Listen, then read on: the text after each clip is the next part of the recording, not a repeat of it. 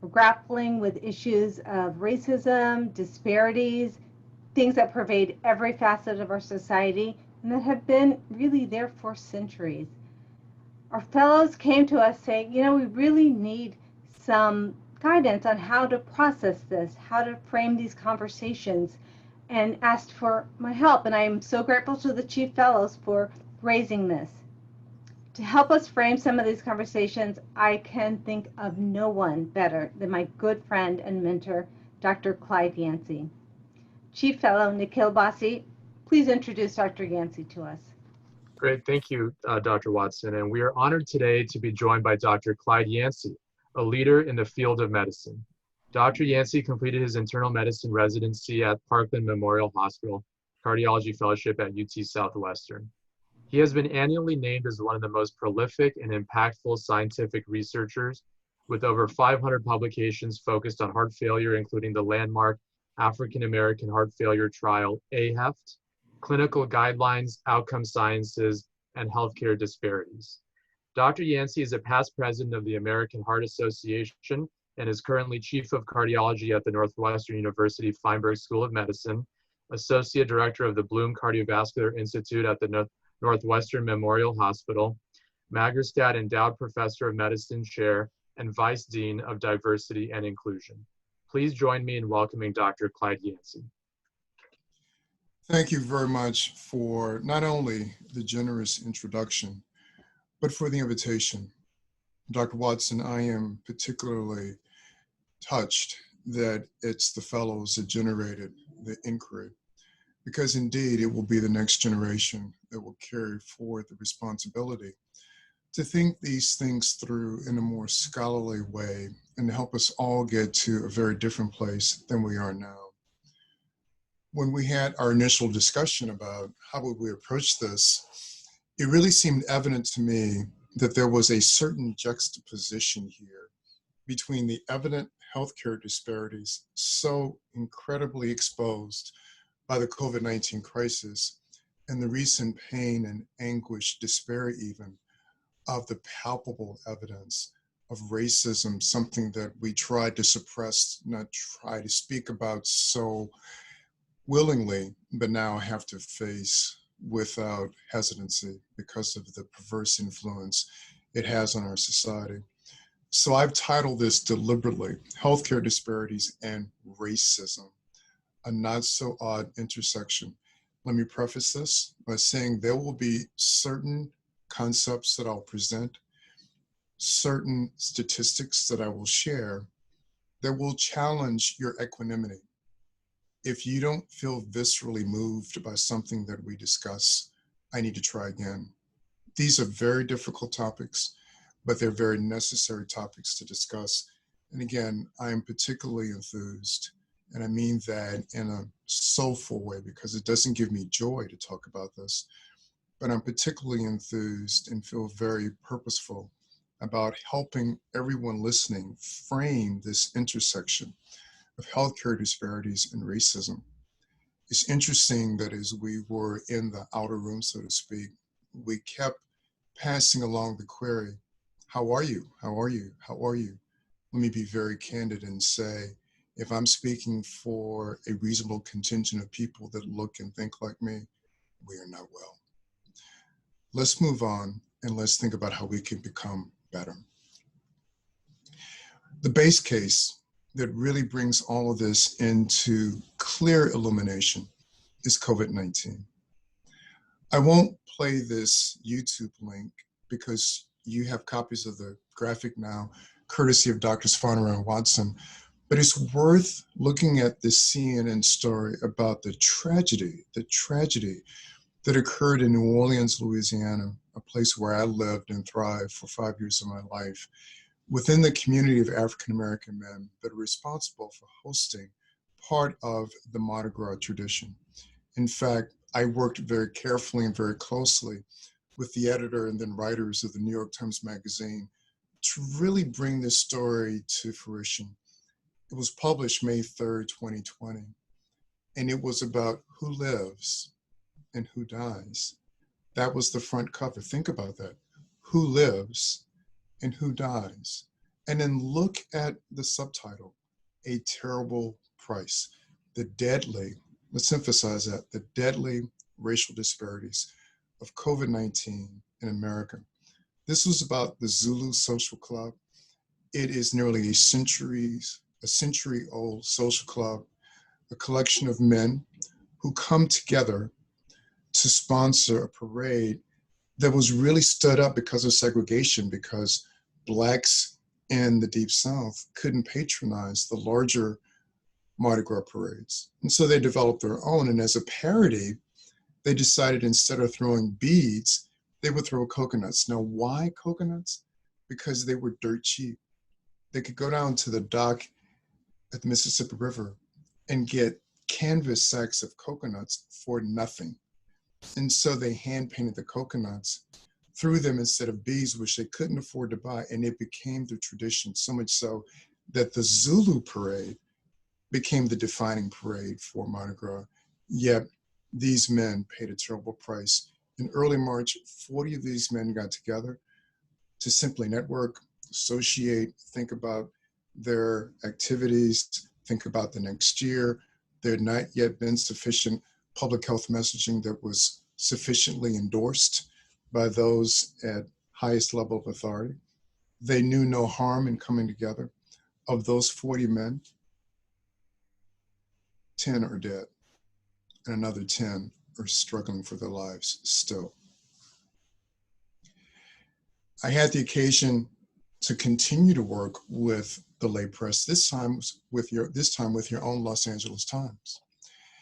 This title really captures the juxtaposition that we're talking about today. COVID-19 on the one hand, racism on the other hand. It is an odd observation, if you will, an inconvenient truth, that we're carrying signs that say Black Lives Matter, stop killing us, while we're wearing masks and using hand sanitizers to protect us from this public health scourge. So in the process of collating my thoughts and having a conversation with Ms. Healy, the first thought I shared with her was that prior to the eruption of this evident reality of racism, I indicated that I'd spent the last several months of my life imploring and exhorting people to protect themselves, to reduce the spread of this virus and save lives. But I came to my own reality, and I said, it dawned on me that my greatest risk is not COVID-19. My greatest risk for death is the color of my skin. And that really stopped me in my tracks when I said that. And when I spoke that to Ms. Healy, we had to pause the interview because we were both emotional at that moment. So let's talk about the color of the coronavirus. You can see that there is a logo from the American College of Cardiology. That's because just 2 hours ago, a webinar that I moderated and directed was completed on behalf of the American College of Cardiology, and these data from that webinar. But importantly, the source for these data is the American Public Media Research Lab, accessed a few days ago. This repository is updated about every 4 to 6 days, and it aggregates information from the 40 states that are releasing their public health data, and it has clarity for race and ethnicity in about 89% of COVID-19 deaths. So per 100,000 of the population, 1 in 1,850 Black Americans has died. Think about that. 1 in 1,850 Black Americans has died, 1 in 4,000 for Latinos, 1 in 4,200 for Asians, 1 in 4,400 for whites. But let's take it to the next level.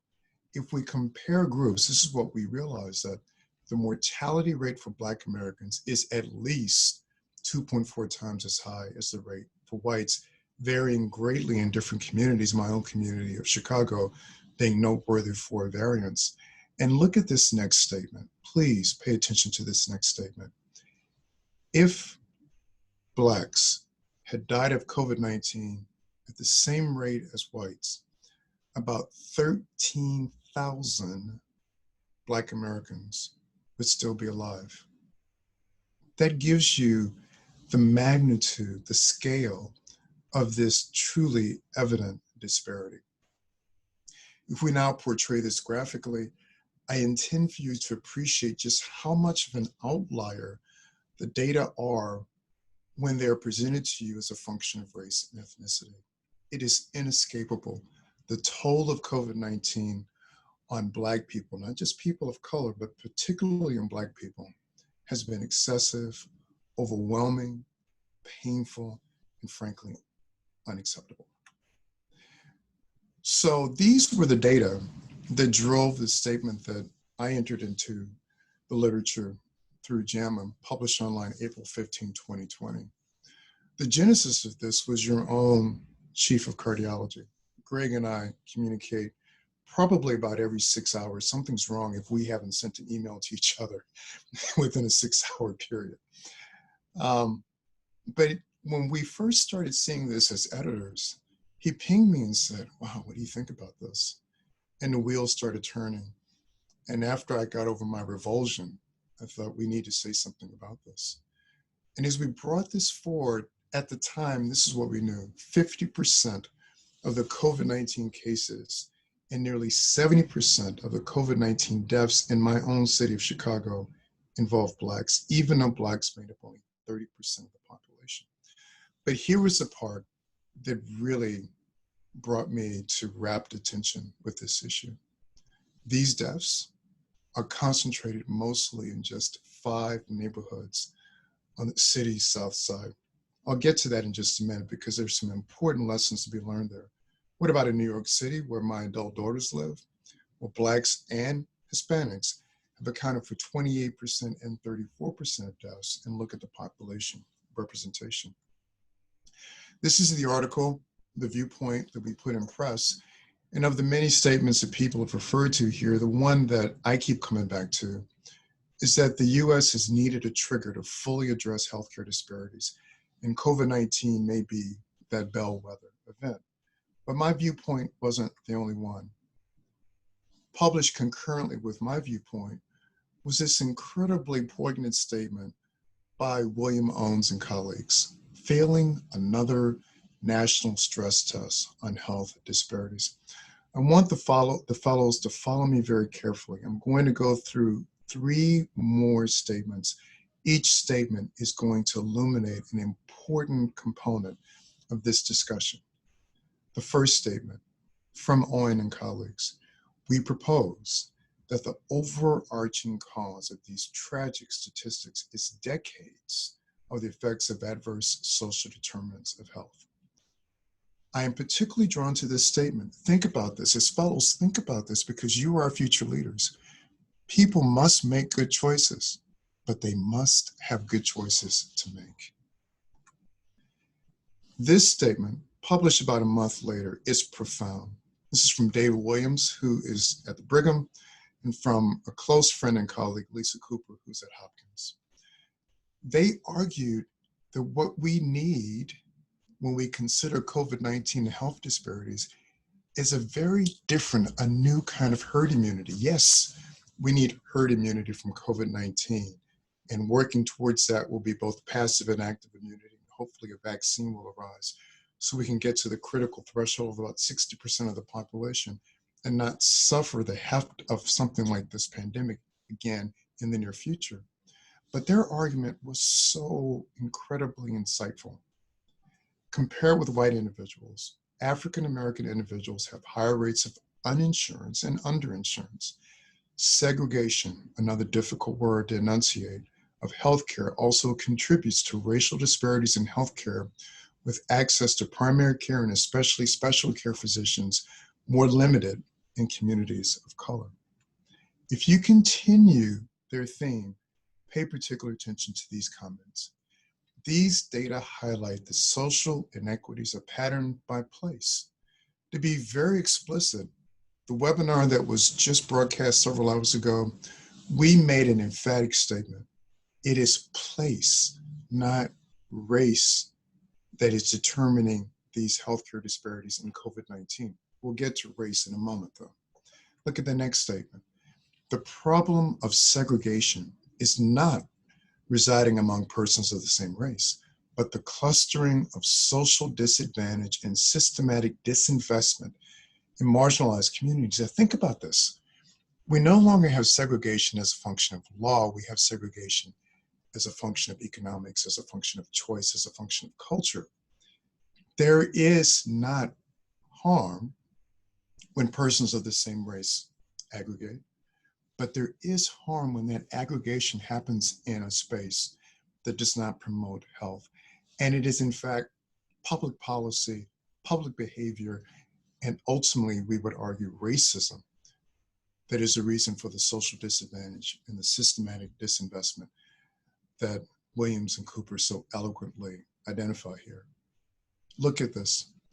The striking racial ethnic disparities reported for COVID-19 infection, testing, and disease burden are a clear reminder that failure to protect the most vulnerable members of society not only harms them, but also increases the risk of spread of the virus with devastating health and economic consequences. And then this, pause for a moment and absorb this statement.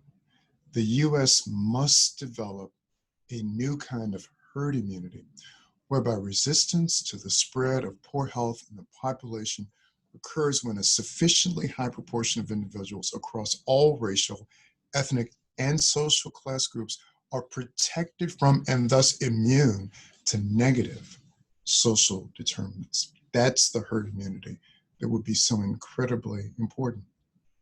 But let's fast forward.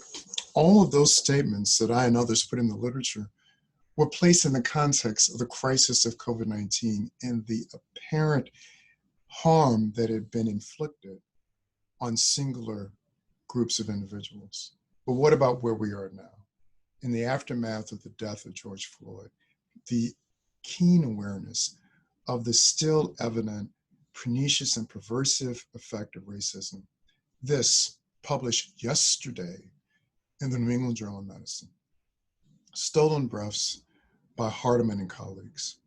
In Minnesota, where Black Americans account for 6% of the population, but 14% of cases and 33% of deaths, George Floyd died at the hands of police. Again, here is the juxtaposition. Remember, my subtitle was about this odd intersection. You see this disproportionate burden of COVID-19 cases and deaths as a function of the population representation, but you also juxtapose this with the death, the murder of George Floyd. And then this subtext, please, I can't breathe. I challenge you to read this perspective in the NEJM and not feel viscerally moved. The way in which it's written is very difficult to digest, but very necessary to express just the pain and the difficulty of this moment in our history. Look at this one excerpt I'm providing for you right now. The truth is, Black people cannot breathe because we are preemptively grieving the 1 in 1,000 Black men and boys who will be killed by police, 1 in 1,000. And then that is juxtaposed with the fact that 1 of every 1,850 Black Americans have already lost their lives in this pandemic. I shared that with you earlier, but look at the two metrics side by side. It is sobering. Continued, any solution to racial health inequities must be rooted in the material conditions in which those inequities thrive. Therefore, we must insist that for the health of the Black community and in turn the health of the nation, we address the social, economic, political, legal, educational, and healthcare systems that maintain structural racism. Because, you gotta love this statement, as the COVID-19 pandemic so expeditiously illustrated, all policy is health policy. Just take that in for a moment. All policy is health policy. Those that would argue that we in academic medicine, we as clinician scientists, we as basic scientists really don't have a role in these social commentaries, no. All policy is health policy, and that's where we do play a big role. To really illuminate this even more so, and I'm going to pivot a little bit from the fellows and speak to the senior leaders at UCLA that are listening. This published today in science. This is not on somebody's blog. This is not medical media news. This is in Science magazine. The editorial, Time to Look in the Mirror by H. Holden Thorpe. What does Dr. Thorpe say? And then science and scientists finally need to listen to and make space for people of color to lead laboratories that publish great science and produce influential scientists, run institutions and their scientific units, and propel science as a journal and other journals to promote structurally underfunded scientists and areas of science. How profound is that? This is a message to us senior leaders. This is a message to those that make the decisions about the careers of others. Read this, digest it, take this in, understand the authenticity of this message and the voice of this message. To continue, when Holden Thorpe interviewed a successful Black professional scientist, a leader at Duke, this was the statement. How much creativity are we leaving on the table because science repeatedly fails to come to terms with our narrowly defined processes and our limited ways of determining success? All of you can look at me, all of you know me. I cannot dismiss the fact, and I would never dismiss the fact, that I've been successful. And I am thankful for all of the people that have allowed me to be successful. But you know what? I guarantee you, the way that I became successful, the same way that immigrant physicians and scientists have become successful, the same way that Latino physicians and scientists have become successful, I have worked 2 to 3 times as hard to get to this success. This is something that is the responsibility of leadership to ingest. So let's pivot now and think about some definitions because there are a lot of words flowing through here. If we think about a disparity, let's just be very plain spoken. In populations where there's equal access to care, there is a different quality of care for minority versus non-minority. This is a truth. This is not a challenge. This is a truth. We currently define a disparity as a difference that occurs not because of clinical appropriateness, not because of disease presentation or patient preferences, but because of something embedded within our systems or within our psyche that influences our decision-making, not the science, not the biology, but influences our decision-making and influences our operations. That's where we see a disparity. These disparities can be very evident. We also talk about equity, but some people talk about being equal, and then there's a reality. I don't need to belabor this graphic. It makes it quite clear that there is a striking difference between what is equal, what is equitable, and where the reality resides. It's interesting to me that the reality graphic really refers to what looks like a little kid in a hole. And then what about the most uncomfortable word, racism? What is its definition? Pick your dictionary. There's no need to give you the attribution. It's the belief that all members of each race possess characteristics or abilities specific to that race, especially so as to distinguish it as inferior or superior to another race or races. That's the definition. Different iterations, but that's the definition. But what I want all of you to understand is that much in the way that Greg and I talk about heart failure and the different phenotypes, think about these different dimensions of racism. There is the personal racism, if you will. There is the disquiet one feels. There is the willful neglect. There is the hate that one feels about another person simply because of race. And then there is the institutional racism. Just like UCLA and Northwestern or stand-up top 10 institutions in discovery science and clinical activities, that's because we have an institutional and favorable bias towards people that can execute good discovery science and can practice good clinical medicine, or whom we can train to do such. But there are other institutions that would not think of having a person of color as a department chair, as the chief of cardiology. Looking at me right now, you're seeing 33% of the African American chiefs of cardiology at major institutions in this country. I am 33% of those persons. And then what about cultural racism, where it is so baked in to the way we respond to each other, to the way our nudges come from the media, from art, from music, from athletics. The cultural racism may be the thing that is just so painful, and it will be one of the things that's so difficult to unravel. But if we go back to that little kid in the hole, looking down at the ground because there's no way that kid can see the baseball game. Where does it all begin? That's where it begins. This very important statement, published just 3 years ago from the American Heart Association, looked at childhood and adolescent adversity and aligned that with cardiometabolic outcomes. What did my peers at the American Heart Association identify? That there are a number of exposures that qualify as childhood adversity: violence, negative life events, parental substance abuse, bullying, economic hardship. My colleague, John Rich, in Philadelphia, described these originally in the literature as ACEs, not the ACEs that Greg and I use, but as adverse childhood experiences.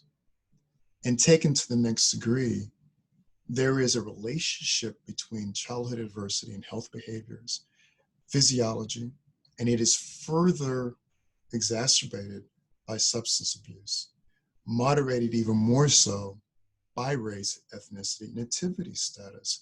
The crisis in Native Americans that has been exposed by COVID-19 is stark and painful as well. And that leads to the cardiovascular risk factors that Dr. Watson and her colleagues have described so capably in cohort studies, and then ultimately the cardiovascular morbidity and mortality that we all deal with. But let's take this to the next step. These data are from the British Journal of Physiology. It was a themed edition looking at immune targets and hypertension. They started with children. Why did they start with children? Because they identified that these same adverse childhood experiences in this country, as a function of the marginalized communities with the disinvestment, de facto racism. You start with early life stress. There is an exaggeration of the sympathetic nervous system in the hippocampal pituitary system. That leads to modulation in the immune system and upregulation inflammatory burden and consequent endothelial dysfunction, expressed by exposure to greater oxidative stress, increased NADPH oxidase, increased endothelin. These are things that we know and think about all the time as cardiologists when we're understanding the basic drivers of cardiovascular disease, but it begins in childhood. That leads to this whole construct of the social determinants of health. Is this not the root cause of racial inequality and disparities? Again, bringing racism and health disparities into the same lens. Well, look at the American Hospital Association's view, arguing that 40% of health is driven by socioeconomic factors, 10% by the physical environment, 30% by health behaviors, 20% by healthcare. Boy, this is a big, big piece of the equation, right? But once again, I go back to the American Heart Association. This statement, I served as a senior author, worked very closely with Ed Havernick out of Colorado. And we were tasked with trying to frame the social determinants of health as risk for adverse outcomes in cardiovascular disease. We basically spent a lot of time coming up with the definitive list. What are the social determinants of health?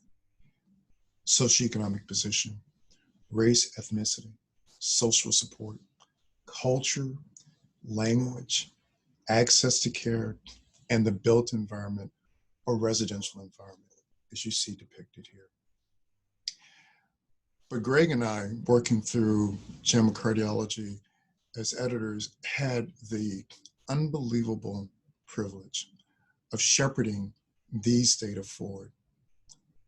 The senior author's name doesn't appear here, but it's Kirsten Bibbins-DeBingo, just north of you at UCSF. This is the association of low SES with premature coronary heart disease in US adults. These data are stunning. This is admittedly a modeling exercise, but in the sweet spot of our lives, age 35 to 64, traditional risk factors that we navigate, that we work on all the time. I've just come back from an afternoon clinic. We work on these risk factors in every single patient that comes to see us.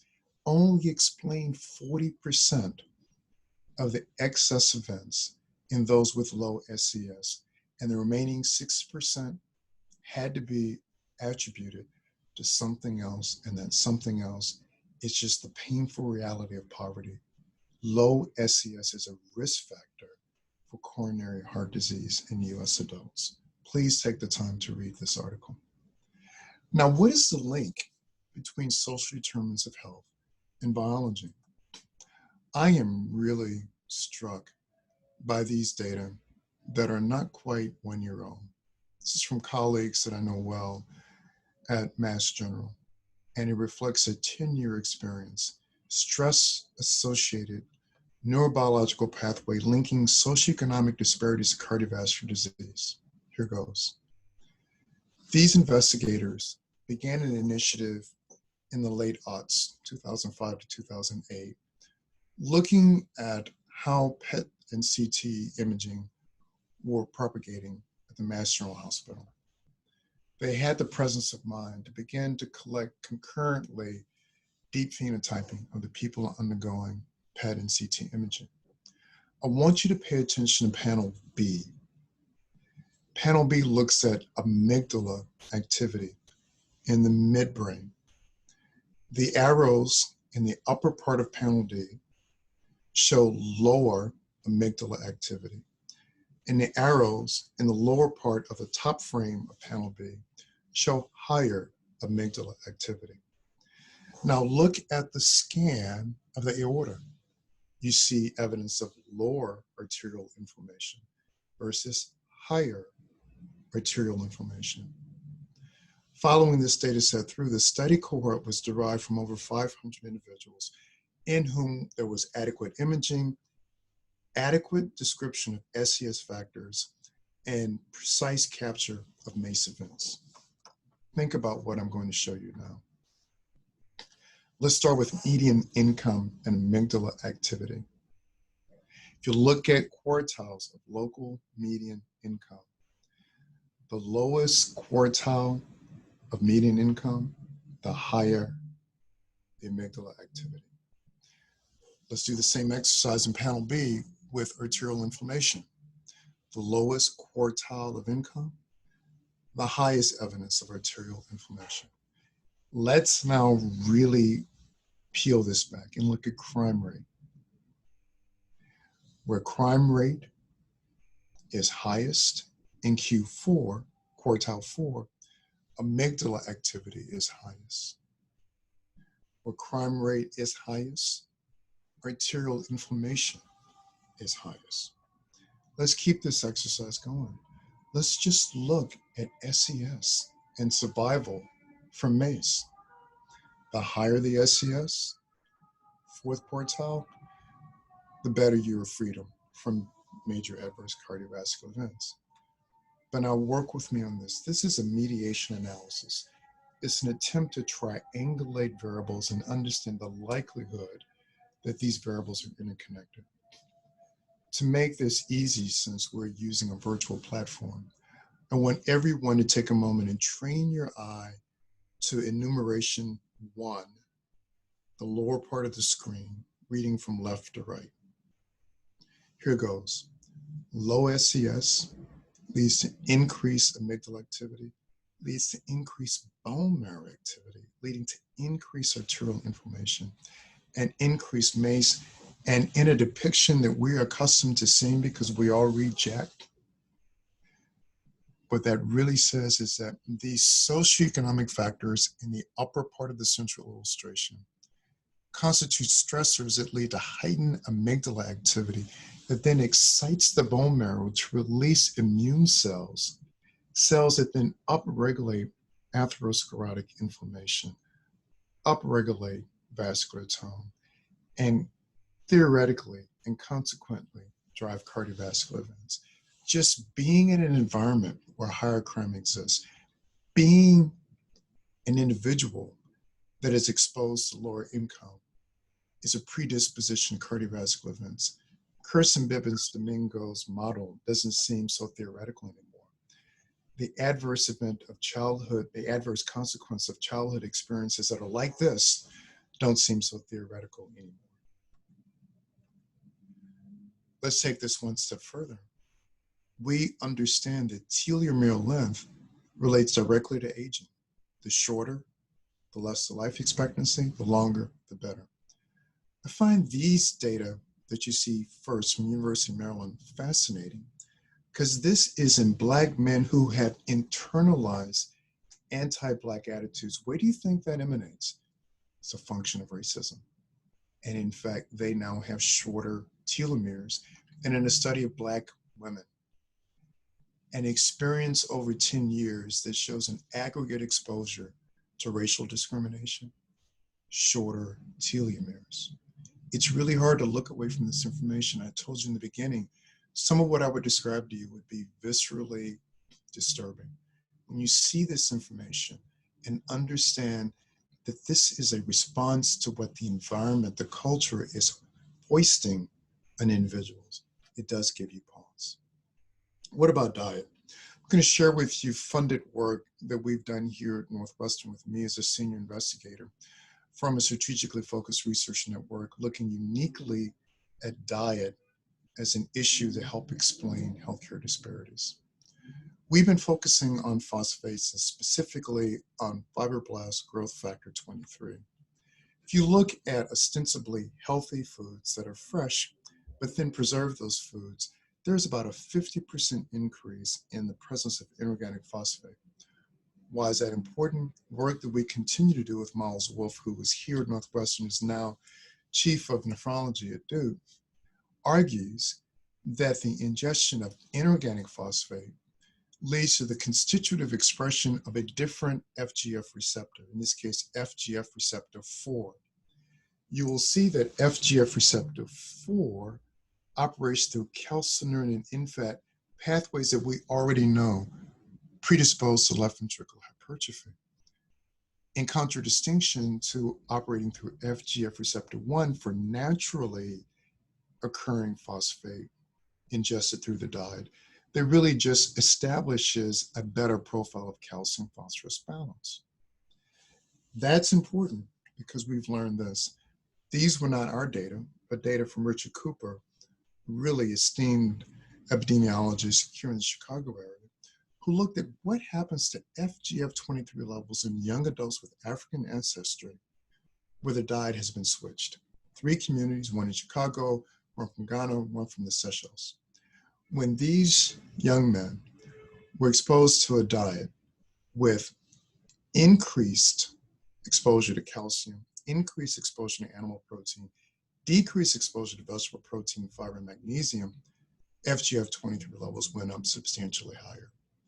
This is our work from the Cardiology study, where we show that this kind of exposure to FGF23, independent of anything else, was associated with incident hypertension in young and middle-aged adults. We know that hypertension is a burden risk factor. The more hypertension, the more exposure, the more likely you are to have in-organ manifestations.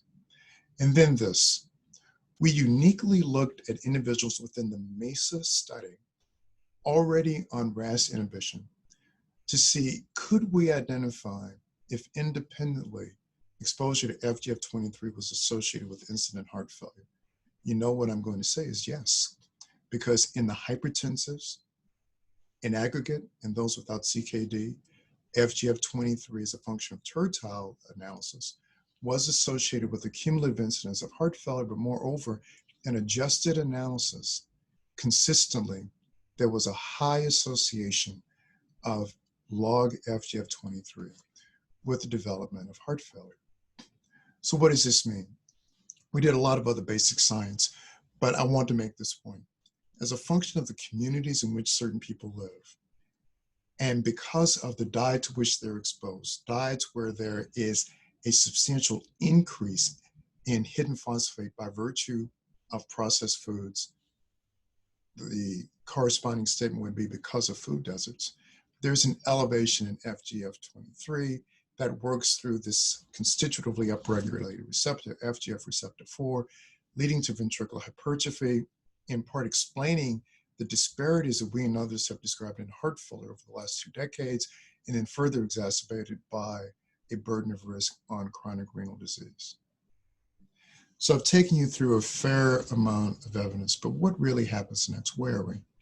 How do we level set these communities? Because it's one thing to plead the case and say that there is this intersection between health disparities and the consequences of racism, particularly the social determinants of health. But how do we level set communities? Here we go. I've been working through an appointment that I hold with the Department of Health and Human Services with persons that are leading part of our national public health response. And as we've had our dialogue, we've begun to utilize something called the SVI, the Social Vulnerability Index.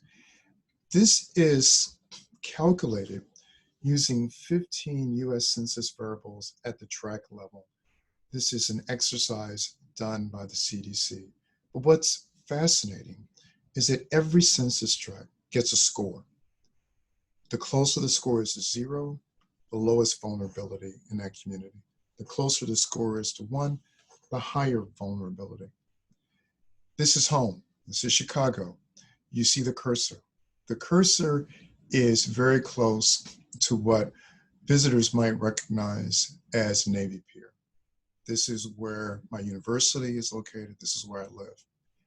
Our social vulnerability index in downtown Chicago is 0.08, about as low as it can get. 10 miles away on the south side, the social vulnerability index is 0.937. Let me also tell you that the difference in life expectancy between Streeterville and the south side is 30 years, 60 years in one, 90 years in the other. But let's keep this exercise going. I shared with you earlier that part of what really galvanized me to speak up about what we were seeing was the disproportionality occurring in Chicago. Here we've overlaid zip codes. This is from the University of Illinois Chicago website. You can see that the greatest burden of cases are aggregated on the south side of Chicago. But what about the SVI? You look at the south side and you see this aggregation of the greatest degree of vulnerability. And now when you overlay social vulnerability in COVID cases, it's self-evident. What we were seeing several months ago is now explained by these racially aligned inequities. I want to close with an economic discussion. This is from 2 months ago from McKinsey and Company. And this has taken a different approach, investing in Black lives and livelihoods. The team at McKinsey made the following statements. Once we get through COVID-19, an economic disaster awaits Black Americans. 39% of all jobs held by Black Americans are now threatened for reductions in pay. N equals 7 million jobs. Black Americans are overrepresented in 9 of 10 of the lowest paid, highest contact essential services. You can see the other graphics on the screen, but to make this so evident, I also work with Bloomberg. They came to me with the data on transit workers in New York City. Over 120 transit workers, bus drivers, subway operators have died in New York City from COVID-19. This is reality, guys. This is reality. This graphic depicts every county in the United States as a function of its economic durability. If you're in decile 10, that is the county that is most likely to experience an outsized disruption. Whereas if you're in decile 1, you're impervious to whatever the issues are. In fact, 1 through 7 were aggregated together. Guess where the majority of Black Americans live? The story repeats itself over and over. The group from McKinsey left us with this. The COVID-19 pandemic is already a generation-defining crisis. Because it affects all social systems, it heightens pre-existing structural challenges that Black Americans face. But this trial can also be an opportunity. Our society can consider how we can respond to the COVID-19 crisis and fallout to fortify, think about that word, fortify Black communities and help them do more than simply recover. We can use the urgency of the pandemic to build more equitable systems that increase the long-term resilience of Black Americans, communities, and institutions. And get this, as we move towards this goal, there's an economic benefit to be had, and that benefit is $1.5 trillion, which is about the amount of money that we're spending now to respond to this pandemic. So I'll leave you with this. You can see the Leonardo da Vinci quote. That's not a new quote, you've seen that before. But Clayton Christensen was really the lecturer at the Harvard School of Business. He recently died. He knew that his time was coming to an end, and he made this statement. This is my final recommendation. Think about the metric by which your life will be judged, not by your accolades, but by the people you've helped, and make a resolution to live every day so that in the end, your life will be judged a success. I share that statement, and I direct that statement to those of you that invited me to speak today. Fellows, this really is your calling card. Make a resolution to live every day so that in the end, your life will be judged a success.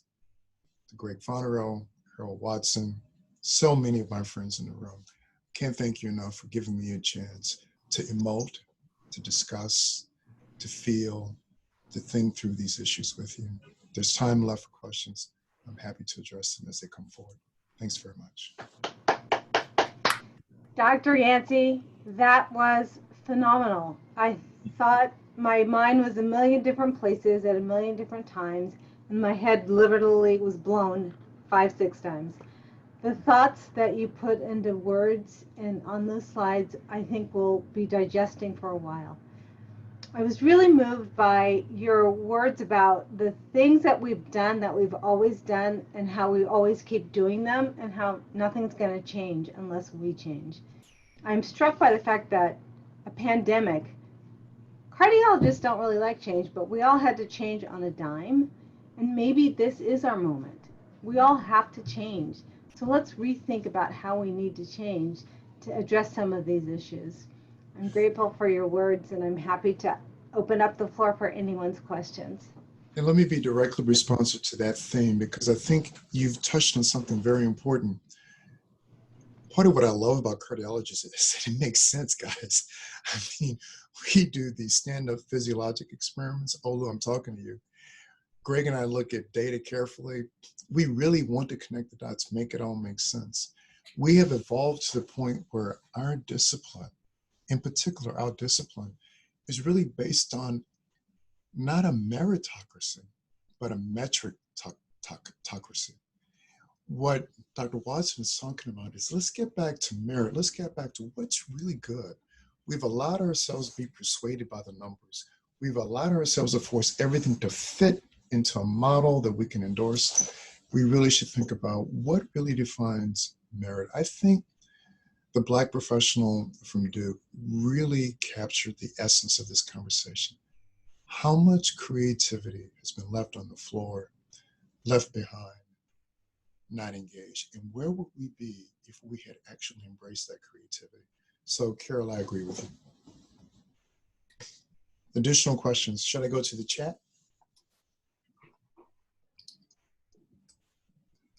I have a question, Carol. I don't know how you're Yeah, why don't you moderate? Okay. So, Clyde, thank you for that really phenomenal talk. I think it's really one of the first times I think many folks would have seen disparities sort of, you know, brought to a physiological rationale. My question, one thing you didn't really touch on was the lack of Black physicians and how that might impact, you know, patients' care, especially as it relates to, you know, social determinants of health in Blacks, right? How would increasing the number of Black physicians impact the construct that you've so beautifully laid out here? Yeah, so if you pull the view from Williams and Cooper, as they articulate what are the things that need to happen that would be different, that's part of what they argue, that having more physicians of color, but importantly have more physicians that are willing to engage with communities of color might make a difference. It's all theoretical. It's surprising that we have very few data points that really demonstrate this. We have more evidence for women, by the way. We have more evidence that women are more closely aligned with evidence-based care. We have more evidence that patients respond to women. But that's a different conversation. There is an impediment here that Greg actually has highlighted quite nicely. If you look at quality metrics as a function of hospitals, you will discover in a very unsettling way that the safety net hospitals, hospitals that serve these communities in particular, suffer from two unfortunate burdens. The first is that their quality metrics, frankly, are just lower, and we have to figure out why. The second is that they are disproportionately at risk for a penalty from our own government. We give them less money and take part of that away and require that they execute a task that's 3 times as hard as Ronald Reagan Medical Center, Feinberg School of Medicine. It's just not conceivable that that can happen. So, sorry, my heart rate's going. But. Yeah, Clyde, can I just make a very relevant example? When CMS decided during the COVID pandemic that telehealth would be allowed, at first they would only reimburse at the same rate for video visits. Telephone was greatly reduced. And when you think about the communities that have high-speed internet or access to that, it's not the communities that are most vulnerable. And that's just a current example. Sorry, Dr. Shiv Kumar had a question. Thank you so much, Carol. Clyde, it's a phenomenal presentation. Thank you so much for really opening our eyes, and it's delightful that the trainees hear about this concern. My question is more at a level where, what are your views as a leader in how we should be sort of lobbying, the scientific groups so that major puzzles in human biology, which of course questions that affects African Americans, there are some important fundamental insights that simply have not been obtained because nobody cared to research it. So do you think that in addition to clinical studies, we should also focus on basic and translational studies? Really, like how AIDS is a great example of activism resulting in therapies. Could you just make a comment on that? So thanks, Shevin, by the way. Let me publicly congratulate you on your editorship. I know that's been a long journey for you. And I know that some of the themes that I discussed today resonate with you and your journey. 2 responses to your question. First, remember the statement I made earlier that we now understand that all policy is health policy. So those of us that are interested in prevention or public health, we have a responsibility, and I'm not going to back away from that word. We have a responsibility to step up and be participants in these discussions about racism and its pernicious effect. But to Shiv's point, we have to be very thoughtful. Race still remains a very ugly social construct, but a very poor biological proxy. In fact, I would argue that race is no longer even a proxy for genetics, but rather it's a proxy for social determinants of health. What we have to do when the practitioner sees a patient who is Black or who is brown, we need to have made enough progress with precision medicine that we can quickly go beyond race and we can identify what is the unique burden, what is the actual responsiveness to evidence-based therapies that matter here beyond skin color. And so I think it's a duality of effort shift. One is deeply in translational science, especially trying to align information technologies, biology, and disease outcomes.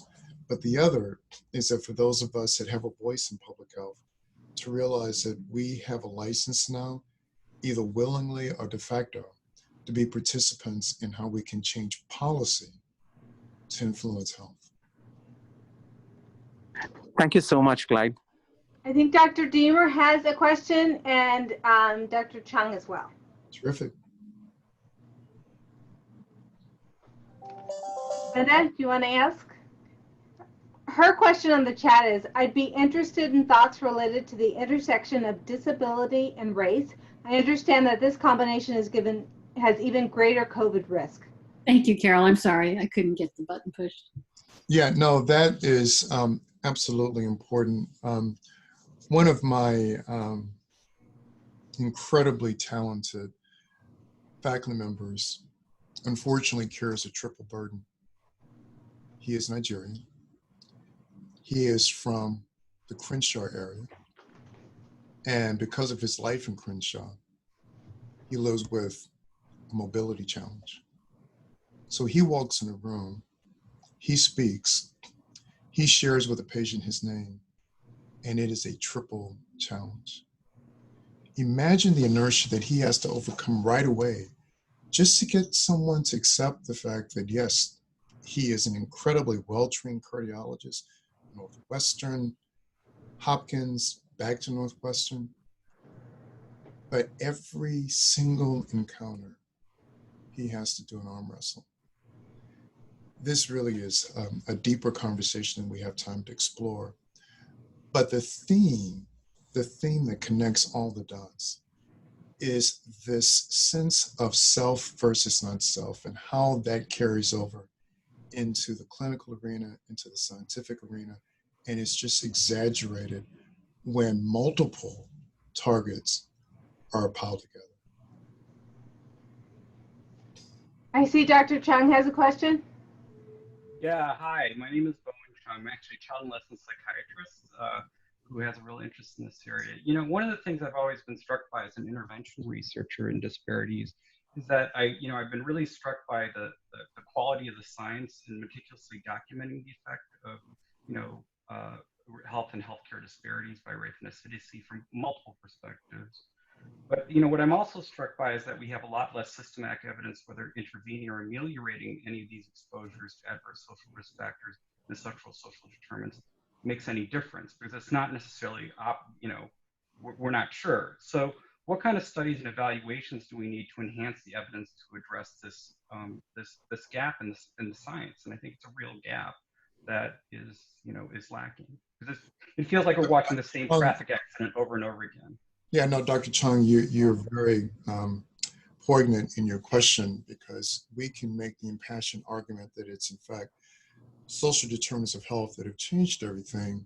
But where's the evidence that targeting this and implementing change matters? Because it ends up being circumstantial once again. There's no question that health varies as a consequence of economics, but what underlies that? We go through great pains to not infer causality when we're looking at associative statistics and outcomes. But I will share with you that there are some novel projects that have been done that I think are important, and time will permit me just to share two. But one is in children. Children who've been exposed to heart-healthy messaging, whether it's through American Heart Association initiatives, which I've helped support, or through Sesame Street, which my colleagues at Mount Sinai have supported. We've been able to demonstrate that imparting these messages not only changes the children's behavior, but they go to their homes and change the behaviors of their families. That will take a generation to see that there's a benefit there, but it shows you that taking a very almost contrarian view in your studies may generate something we weren't expecting. And here in Chicago, there's been a fabulous project that did this for women receiving AFDC, aid for families with dependent children, what many people would call welfare. They receive housing vouchers. So the experiment was very simple. When these women applied for a housing voucher, they were given a voucher for a community one SES step above, not going to the top tier, just one. Yes, the Housing to Opportunity Study. And it was amazing. I mean, in less than 4 years, markers of diabetes, obesity, all improved. And so there are these experiments in social change that might be responsive to the burden of social determinants of health, but it will take a lot more work and effort. Yeah, from that study, I'm sorry to interrupt, that study was very complicated with adolescent boys as opposed to adolescent girls with mental health findings, because what they found was that adolescent girls of color did better in those higher SES communities, but adolescent boys, actually their mental health outcomes worsened. And the theory is actually big in Black, I think as the current climate shows that they don't do well, may not do as well. I'm just wondering whether, some policies and supporting sort of scientific research that can help sort of address these questions in a broad way. Yeah, no, I agree with you, because one of the dynamics that you just referred to really focuses us on neurobiology again. And part of what we are wondering is that whether or not there can be some small molecules that are developed that will delay or mediate the amygdala changes and the subsequent output that affects the sympathetic nervous system and the hippocampal pituitary axis. It's theoretical, obviously, Dr. Chang, but it's that kind of concept. The same thing, we actually have developed a small molecule that targets the FGF receptor 4. Think about, rather than fighting this fight for food deserts and how can you change dietary excess, what about having a different kind of food additive that retards the likelihood that you will have this upregulation in calcineurin and eventual increase in left ventricular hypertrophy? We don't know yet that it works, but at the bench at least we've got this molecule, but it'll take those kinds of ideas to see if we can get there. Dr. Yancy, we'd like to take one last question from Dr. Ziyan, but first I'd like to respond to Dr. Elmer and May and saying, yes, we will make the link to this presentation available afterwards. So Dr. Ziyan. Go back, you're on mute.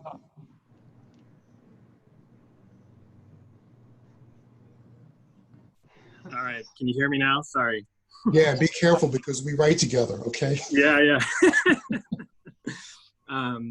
So thank you so much for coming out, or for doing this virtual conference for us. And you covered so much ground in a short period of time. My question to you was about, there's been some senior leaders in medical institutions who've written editorials in the Wall Street Journal about, we're transforming medical schools into these woke institutes, that we're teaching too much about the social determinants of health, and that a physician or cardiologist doesn't need to become a social worker, and this doesn't relate to medicine. And I was wondering how you handle those types of criticisms, and how do you, there is still a segment of, I think maybe an older generation of medical educators that don't know how to adjust to some of these new concepts and frameworks that apply to health. Yeah, Bobak, you bring up a good point, and I'd be careful aligning that perspective with an older generation. And I will give you two responses. The first is that medicine in total, academic medicine specifically, is just a mirror of society at large. And so you expect to see a portfolio of ideas and thoughts. But just like the group from McKinsey and Company made the argument to use the COVID-19 trial as an opportunity, I use those kinds of comments as an opportunity. Because each time I see work like Bibbins Domingo that makes clear that even if we perfectly manage the traditional risk factors, 60% of those events would still be occurring in people with low SES. You know what? That is in my lane, because those are patients that come to my CCU, that come to my cath lab. That is in my lane. They have heart failure. I have to treat them. And so I look at it as an opportunity to stand up and say, this is the contemporary reality of medicine. period. Thank you. I said it was going to be the last question, but there's one really excellent question I'd like to get to. Dr. Moreno, are you there?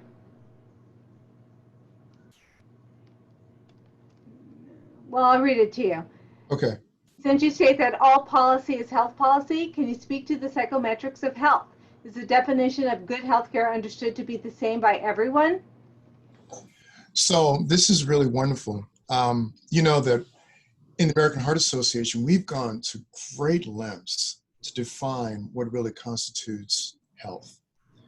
And working with Don Lloyd-Jones, he and I articulated this in 2010 in a seminal article that really lays out in an evidence-based way, not in a fanciful way, but in an evidence-based way, what constitutes health. What you've just raised is a necessity to do the same exact exercise to understand what constitutes good healthcare. It is remarkable that we went through healthcare reform and never once established what are the fundamental attributes of appropriate, adequate healthcare. We even allow for there to be a gradient. So you could say that we were fundamentally flawed in the genesis of our response for healthcare reform. So I embrace your question. And I Thank you, Doctor. We need to get Thank you very much. Excellent, excellent. Dr. Yancy, I cannot thank you for everything. And there are a number of questions on the chat that I will forward to you that you can hopefully adjust to individuals. But from the time I was a medical student, you've been a mentor to me. And to help in this time, this surreal time, I could think of no one better than to help us all make sense of this. Thank you. Thank you. Thank Thanks, you. Carol. Appreciate it. Greg, talk to you soon. Thank Bye, you. guys. Thank you. Clyde, that was fabulous.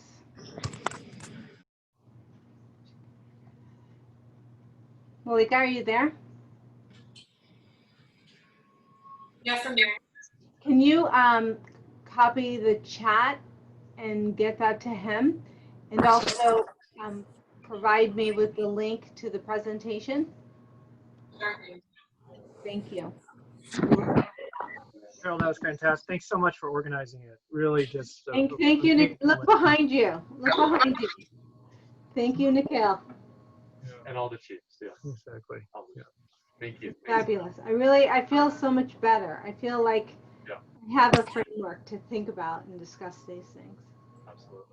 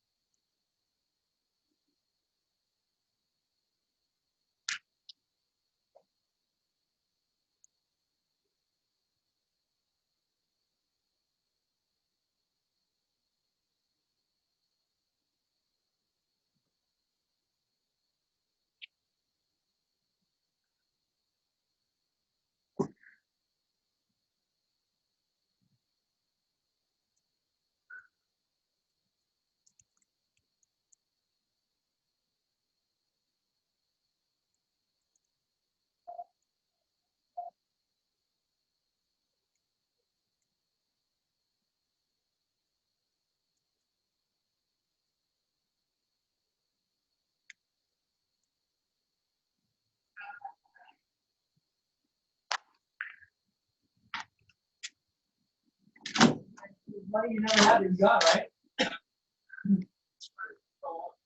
Yeah.